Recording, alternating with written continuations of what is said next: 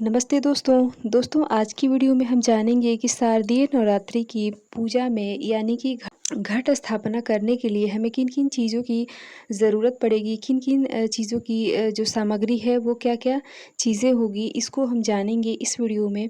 तो चलिए दोस्तों जान लेते हैं सबसे पहले कि घट स्थापना जो हम करते हैं उसमें किन किन चीज़ों की ज़रूरत पड़ती है और उसके अलावा बाकी की जो 9 दिनों की पूजा है नवरात्रि में उसमें क्या-क्या चीज़ों की ज़रूरत पड़ती है। विशेषकर जो होता है घट स्थापना अगर हो जाता है, तो उसके बाद बहुत कम चीज़ों की ज़रूरत पड़ती है। चलिए दोस्तों देख लेते हैं सारी सामग्री को।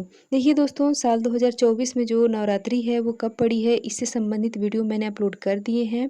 आपने अभी तक वीडियो नहीं देखा है तो आप चैनल पे एक बार जाएँ और चेकआउट ज़रूर करें। देखिए दोस्तों नवरात्रि पूजन की जो घट स्थापना की जो सामग्री है या फिर नवरात्रि पूजन की जो सामग्री होती है, उसमें तो सबसे पहले हमें चाहिए मन में लगन, ठीक है? किसी भी पूजा को करने के लिए चाहे हम घट स्थापना करते हैं या फिर नहीं करते हैं, तो हमारे मन में जो है माता के प्रति लगन होना चाहिए, प्रेम होना चाहिए, उसके बाद ही कोई चीज़ की ज़रूरत पड़ती है, ठीक है? तो ये जो कि किसी भी दुकानों पे हमें नहीं मिलेगा, वो हमें खुद से ही मन में आता है, ठीक है? देखिए दोस्तों सबसे पहला चीज़ है वो चाहिए हमें माता दुर्गा की फ़ोटो या फिर मूर्ति, ठीक है? अधिकतर लोग जो है फ़ोटो से ही पूजा करते हैं, मूर्ति बहुत धातु की मूर्ति होती है, वो बहुत कम लोग जो है रखते हैं। ज़्यादातर लोग जो है वो माता दुर्गा की फ़ोटो रखते हैं, उन्हीं से पूजा आराधना करते हैं। इसके बाद चाहिए एक चौकी, चौकी जिस पे हम माता को विराजमान कराएँगे, ठीक है? और इसके अलावा जो है आप चाहें तो अपने घर का मंदिर जो है वहाँ पे भी माता को विराजमान कर सकते हैं, कोई भी परेशानी नहीं है। लेकिन जो है नवरात्रि जो है विशेष पूजन होती है, माता का आगमन का दिन होता है, इसलिए उनका अलग से एक चौकी मतलब लगाएँ तो बहुत ही शुभ होता है और अच्छा भी होता है, पूजा पाठ करने में भी आसानी होती है, ठीक है? इसके बाद चाहिए हमें कलश, ठीक है? अब कलश आप मिट्टी का लें तो सर्वोत्तम है। अगर आप मिट्टी का नहीं लेना चाहते हैं, अगर आपके पास कोई धातु की लोटा है आपके घर में, तो आप उसको भी ले सकते हैं। चाहे तो चांदी की, पीतल की, तांबा की, इस तरह के जो फूलहा बर्तन जिसको बोला जाता है, तो आप उसको भी ले सकते हैं। लेकिन उसको ढकने के लिए एक कटोरी की आवश्यकता होगी, ठीक है? उसी तरह से अगर मिट्टी का पात्र लेते हैं, मिट्टी का कलश लेते हैं, घट लेते हैं, तो उसको भी ढकने के लिए एक ढक्कन की ज़रूरत पड़ती है, ठीक है? तो हम मिट्टी का जो भी चीज़ खरीदते हैं, वहाँ से दोनों साथ में ही हमें मिल जाता है, ठीक है? इसके बाद चाहिए दोस्तों हल्दी, जिसका जो हम नवग्रह बनाते हैं या फिर किसी भी शुभ कार्य में हमें हल्दी की ज़रूरत पड़ती है, तो आप पाउडर वाला हल्दी भी ले सकते हैं या फिर आप गाँठ वाली हल्दी लेंगे तो ज़्यादा सही होगा क्योंकि उसको कलश में भी डाला जाता है, ठीक है?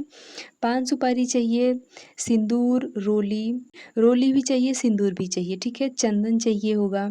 माता का प्रिय जो है सबसे ज़्यादा प्रिय है लौंग और इलायची, इसको लेना बहुत ही ज़रूरी है, तो आप लौंग और इलायची ज़रूर लेंगे माता को प्रतिदिन और सुबह-शाम भोग लगाने के लिए, ठीक है?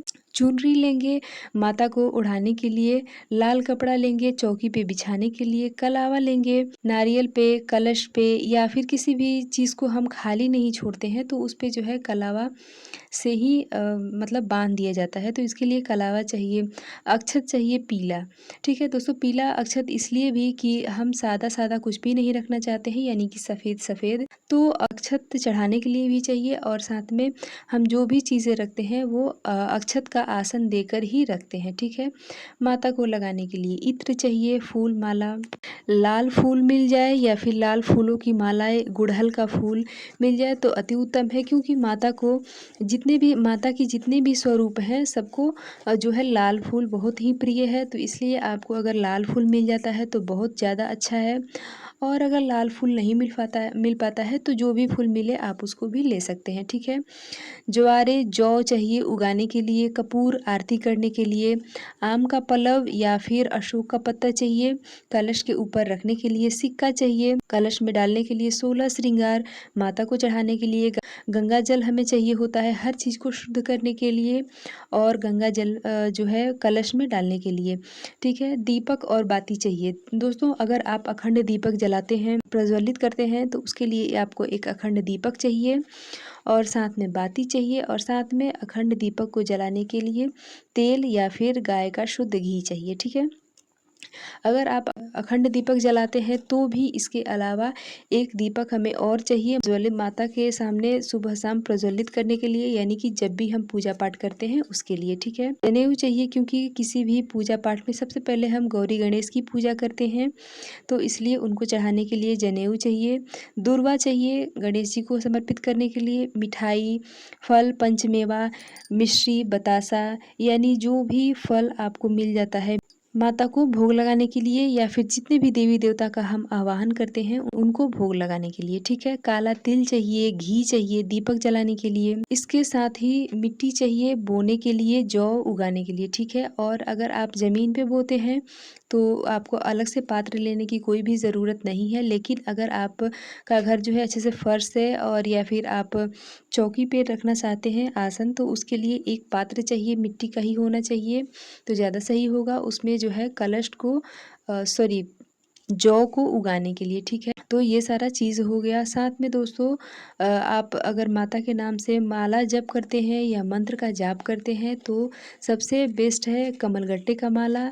अगर कमलगट्टा नहीं है आपके पास, कमलगट्टे का माला नहीं है, तो आप जो है रुद्राक्ष के माला से भी मंत्र जाप कर सकते हैं, पूजा पाठ कर सकते हैं। इसके अलावा आप जो है दुर्गा चालीसा का पाठ, दुर्गा सप्तशती का पाठ करने के लिए उसको किताब, माता की आरती करने के लिए उसका किताब, तो आप इस तरह की किताब भी रख सकते हैं या फिर ऑनलाइन भी आप बोल सकते हैं, पढ़ सकते हैं।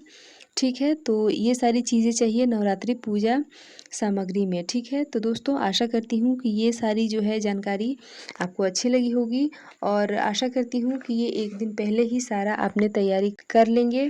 तो दोस्तों अगर ये पूजन सामग्री की वीडियो आपको अच्छी लगे तो एक लाइक ज़रूर करें। मिलती हूँ इसी तरह से और भी नई जानकारी के साथ, तब तक के लिए बाय।